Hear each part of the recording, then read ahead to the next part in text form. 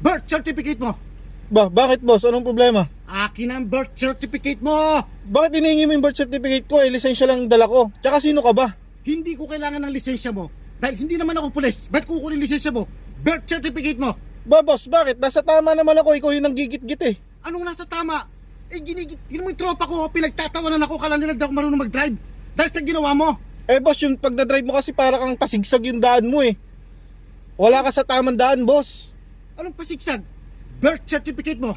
Birth certificate mo. Wala nga po akong birth certificate. Lisensya meron ako, boss. Hindi ko kailangan ng lisensya. Dahil ang lisensya, kinukuha yan ng pulis. Hindi naman ako pulis eh. Kaya birth certificate mo ang kukunin ko. Dapat galing ng PSA. Okay, ganon?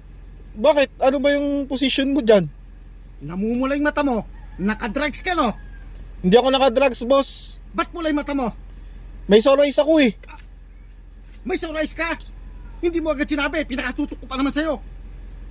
Ano, binibidyo mo ako? Oh, boss, nag-iskandalo ko eh. Binibidyo mo ako? Ano? Binibidyo mo ako? Bakit? Ba't bubunot ka? Ba't bubunot ka? Bubulot ako ng suklay. Bakit? Binibidyo mo ako eh. Ayan. Pwede mo na akong bidyoan. Ano? Birth certificate mo. Wala nga akong birth certificate, boss. Sige na, nakaka-istorbo ka, boss. May lakad pa ako eh. Pinag-iinit mo yung ulo ko eh. Birth certificate mo. Wala nga, boss. Alam mo ba bakit mainit lagi yung ulo ko? Ha? Bakit? Alam mo?